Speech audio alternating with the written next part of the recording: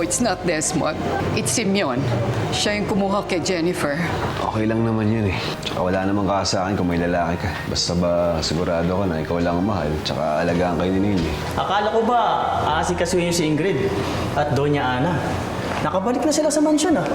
Markahan mo ang araw na ito sa iyong kalendaryo. Bakit? Dahil ito ang araw ng pagbabalik ni Ana Montarial. Ingrid has a lot to say about Simeon's involvement in all this. So I'll just arrange a meeting and hopefully we'll reach an agreement. Well, mayaman na ngayon si Lola Ana. So you have to be very extra careful in dealing with her. At isa pa, babawiin niya lahat ng mga nawala sa kanya. Let's just say yung royal company niya. So watch out.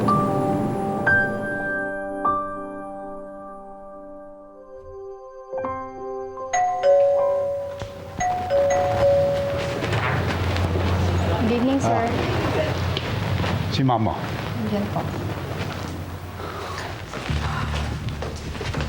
Oh, Enrique, any good news? pumayag na si Ana na makapagkita sa atin. What do you mean? You didn't tell her what I told you? Ang gusto niya, ikaw mismo ang magsabi sa kanya. Mas makukonvince daw siya kung sa bibig mo mismo manggagaling kung ano talaga ang nangyari. So, I'll see you tomorrow night.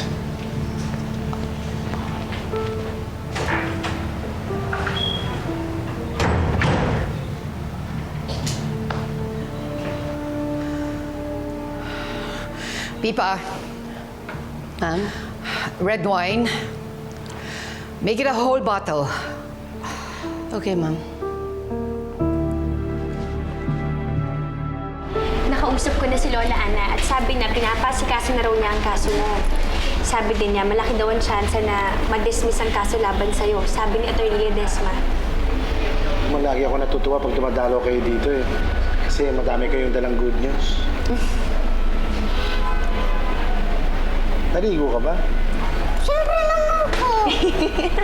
Tay, si Tito Philip po, baka makalabas na rin po sa kulungan. Uy, good news talaga yun. Totoo ba, Sandra? Balita ko nga rin eh. Parang mapapardon yata siya. Mabuti yun para kay Kalila. Sana lang yung susunod na good news eh. Tungkol na kay Jacob. Ginagawa na rin ni Lola Ana ang lahat para mahanap si Jacob. Tay, may isa pa po akong good news. Mabait na po si Michelle.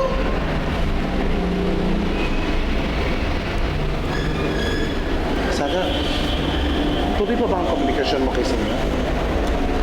Hindi, naiintindihan ko yung pagtulong niya. Kaya lang, paano ka nakakasiguro na wala siyang hinahanap na kapalit? Idinadawit ni Ingrid ang pangalan niya na siya raw ang utak ng pagkidnap kay Jennifer. Pero tinanong ko naman yung bata at sinabi na sa akin na hindi daw talaga niya nakita yung mukha nung kumuha sa kanya. Ano sabi ni Lola Ana? Inaasikaso na rin yun ni Lola Ana ngayon. May tinatago ka ba, Sandra? Gusto mo na ako, anak, ha? Tay! Sama ako. Anak, importante ang lakad ni tatay. Dito ka na lang muna. Ha? Babantayan ka nila, boy. Yun na. Tara, Lex. Boss, sigurado ka bang di setup ito? Tanda lang yun, kinabahan ka na. Saka gusto ko rin malaman kung ano sasabihin niya. Halika na. Tara yung bata, ha? Job, pakibukas ng gate.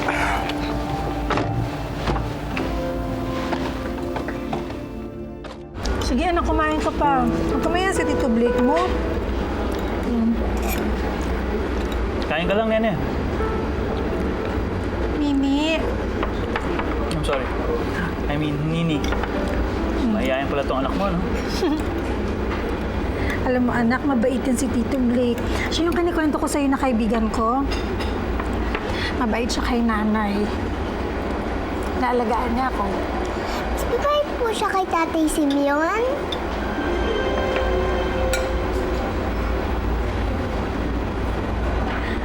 Oo, anak. Kaya nga pinapakilala kita para magustuhan mo rin siya.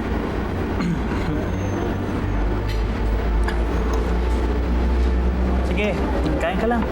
Ito pa, oh. Cupcake. Gusto mo to? Tapusin mo yan, ha?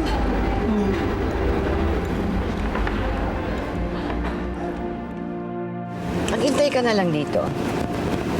Sige.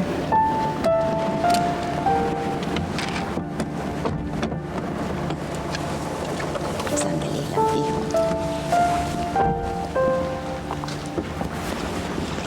Hindi.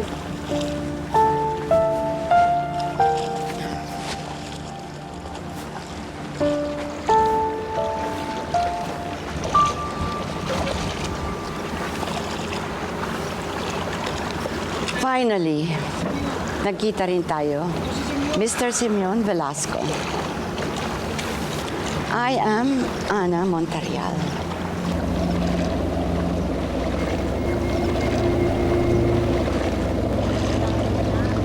And finally, I met the man who tried to kill my grandson. Dahil sa'yo, kaya nagkasakit si Jacob. At dahil din sa'yo, nakuha ni Ingrid ang kayamanan ko.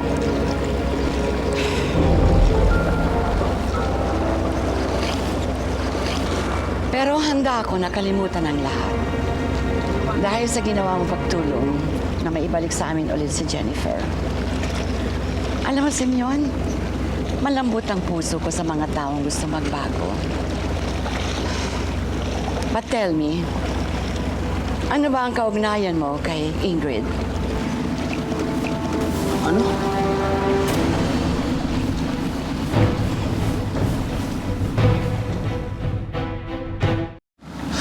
Wala akong kinalaman doon sa taong yun. Sabi niya, ikaw daw ang nagdala kay Jennifer sa kanya. Kung kailangan ko si Jennifer, ako mismo kukuha sa kanya. Hindi ko kailangan ng tulong niya. Yun din ang inisip ko. Alam mo, meron akong naalala. May sinabi sa akin si Sandra na nagkakilala daw kayo sa ospital.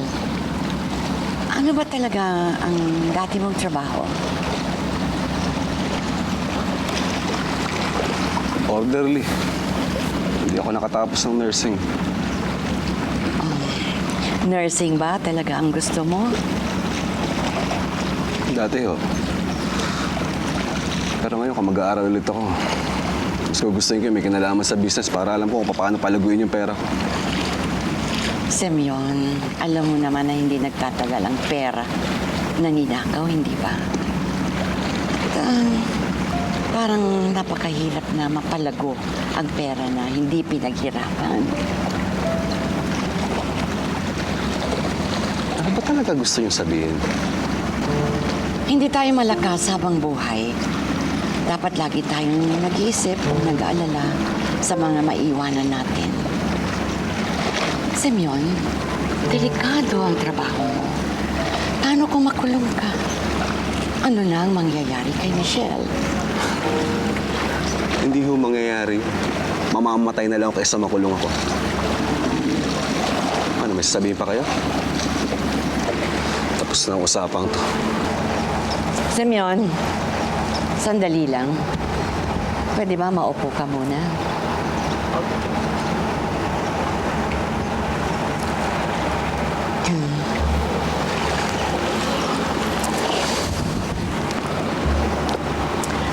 Simeon, matanda na ako. At alam ko naman na ginagamit mo lamang si Michelle para mapalapit ka kay Sandra. But you should accept the fact na talagang isang lalaki lang. She only loves one man. And that man is Jacob. Oo nga, pero hindi naman ho siya karapat-dapat eh. Tignan niyo kung anong ginawa niya. Iniwan niya si Sandra. Ano mga klaseng lalaki yun? Hindi tumatakbo ang aking apo sa kahit na ano pang problema. Oo, pero anong tawag niyo doon sa ginawa niya? Alam mo, maswerte nga siya eh. Kahit na duwag siya, mahal pa rin siya ni Sandra. Talang ako. Lahat na yata ginawa ko na eh. Simeon, ayaw kitang maging kaaway. Pareho naman tayo ng gusto, hindi ba? Ang mapasaya, si Sandra, at malagay sa mabuti si Michelle. Bakit ba hindi yun ang pag-usapan natin. Anong ibig niyo sabihin? Pag-usapan natin ang kinabukasan ni Michelle.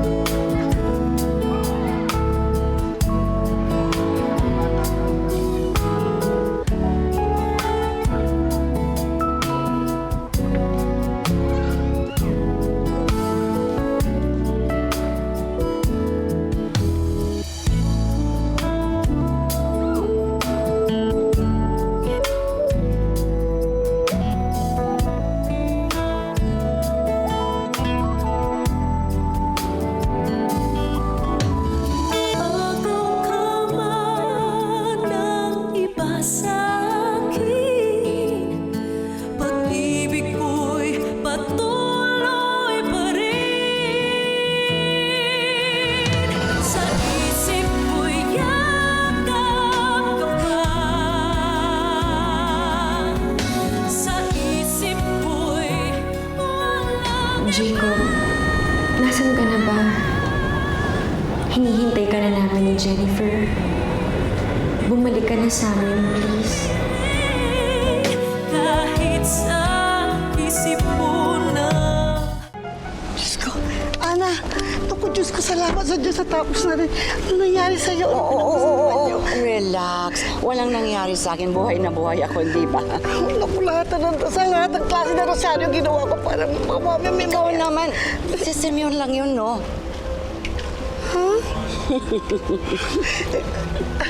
Talagang alalang-alala ako. Ano nga ang nangyari? Paano pinag-usap? Ay, nako. Alam mo ba, Maria, matino siyang tao. Naligaw lang siya dahil sa pag-ibig. Iyon ang sabi ni Claire. Pero nararamdaman ko, malaki ang maitutulong ni Simeon sa atin. O, paano nga nangyari? Anong sinabi sa'yo? Sabihin mo naman sa akin para malaman ko. Maria, di ba mayroon pa tayong ibang appointment? Sige na, punta na muna tayo doon. Mamaya ako na ikikwento sa'yo. Gutom na ako, halika na. Bitin naman ito. Oo, talaga. Bakit chismos? Mamaya na. Siyempre, Sakay na. concern. Sakay na.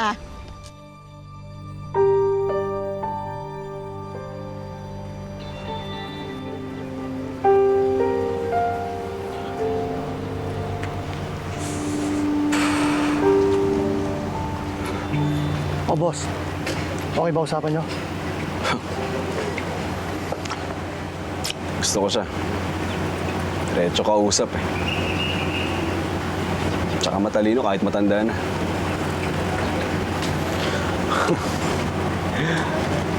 Akala niya naisahan niya ako. Ang di niya alam ako nakaisa sa kanya. Tara.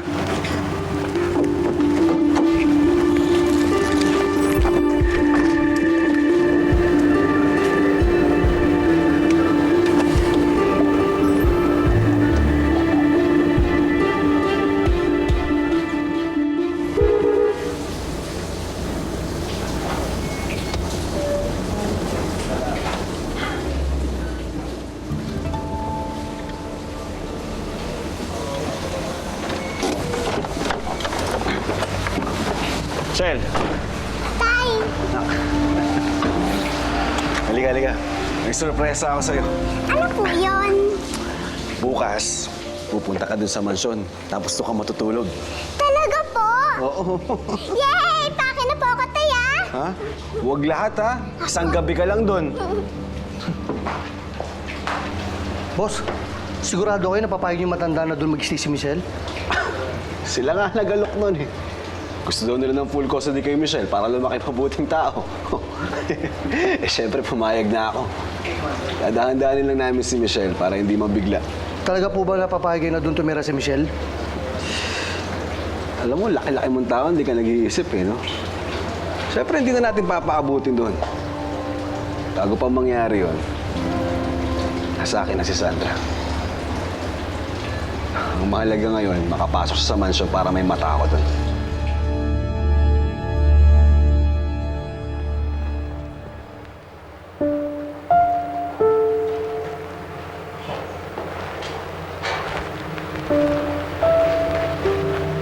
Ana.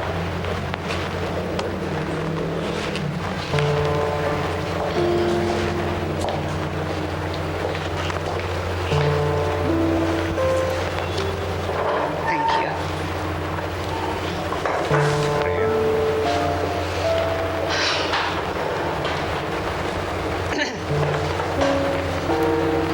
So, Ingrid, bakit hindi mo ikwento sa akin ang lahat na nangyari?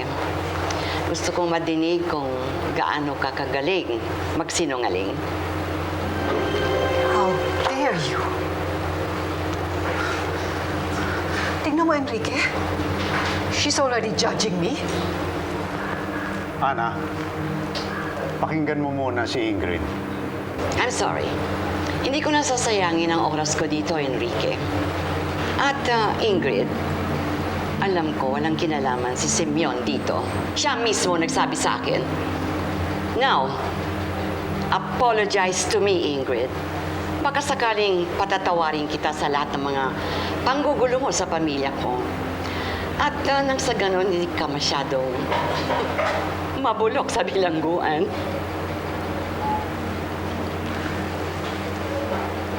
Do it for Stanley, Ingrid.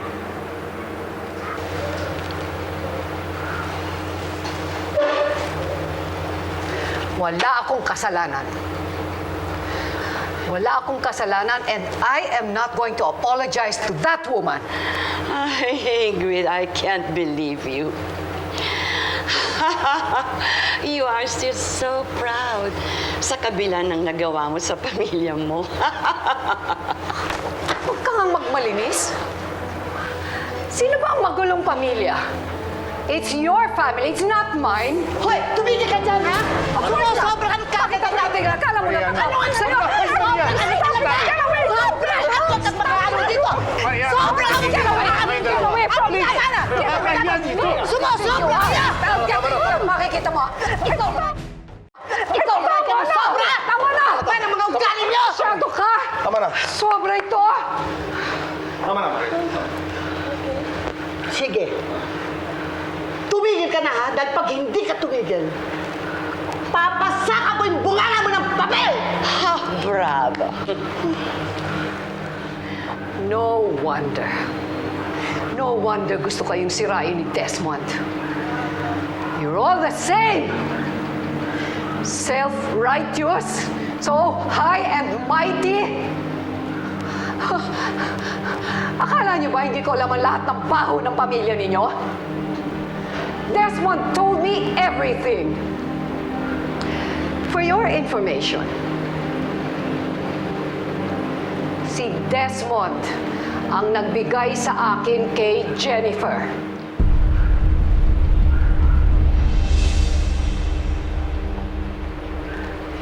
And by the way, hindi ko na kailangan sirain ang pamilya ninyo. You already did that on your own before me. God, what a family! Let's go, Pipa.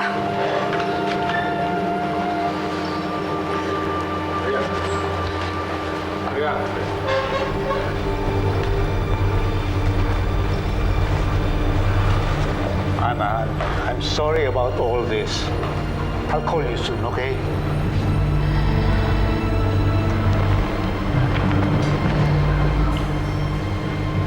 Napakasamang tao niyan. Sama niyang tao. Sama niyang tao.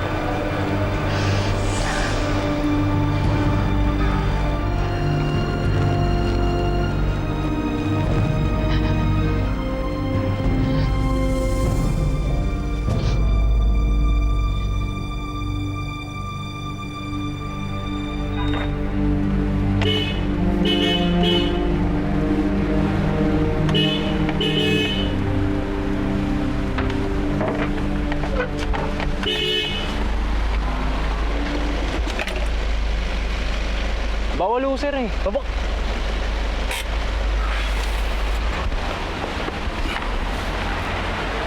Dodong! Kamusta? Andiyan ba sila Lola Ana? Wala ko, sir eh. Buksan mo naman yung gate, oh. Papasok ako. Saglit lang po, sir. Itatawag ko lang po muna. Dodong naman. Parang hindi mo naman ako kilala. Bibisita lang ako, oh. Tsaka nagkaayos na kami. Diyan ka lang, ha? Sandali. O ito, may regalo pa nga ako sa iyo eh. Kala mo nakalimutan kita. Belated Merry Christmas, ha? Oh, kunin mo na to. Kaya lang, sir.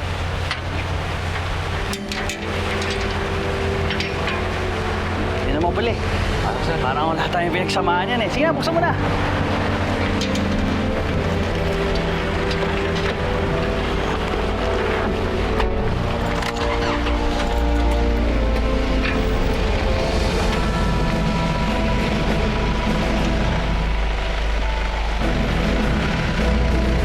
Thank you! Thank you, sir.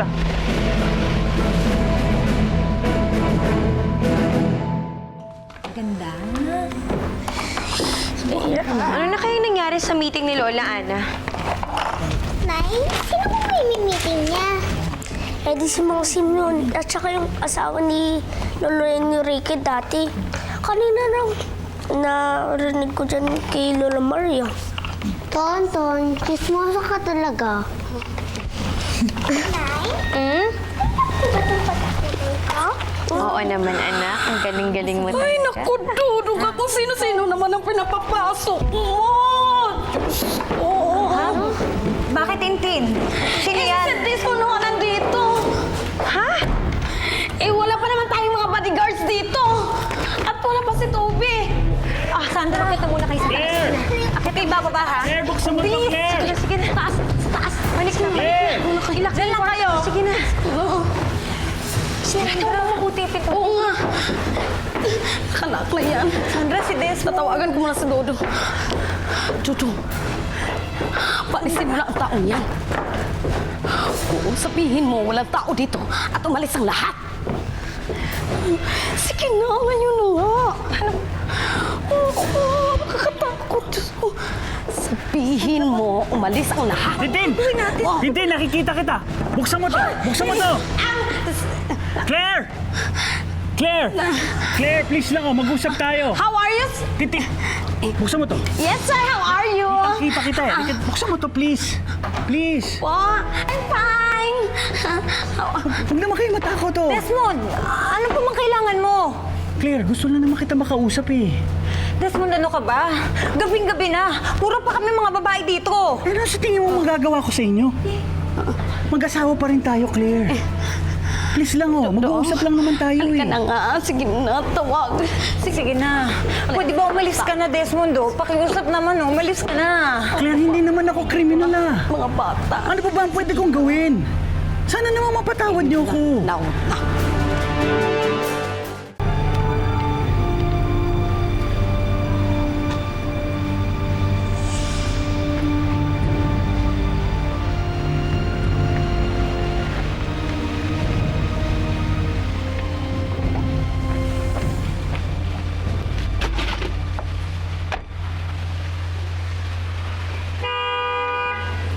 Diyan na sila, Lola Ana. Anong ginagawa ni Desmond doon? Saan? Ay, oo nga.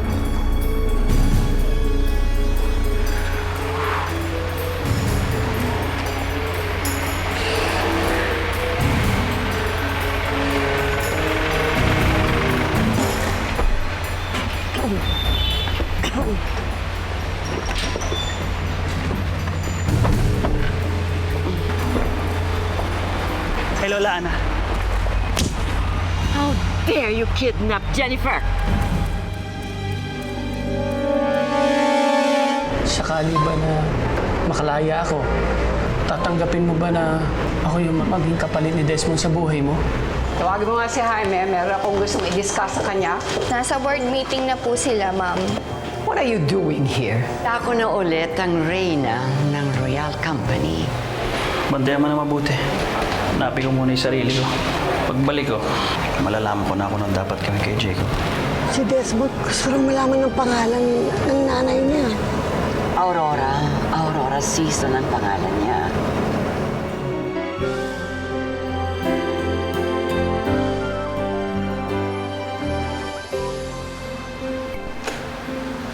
Sandra, Jennifer, eto na ako.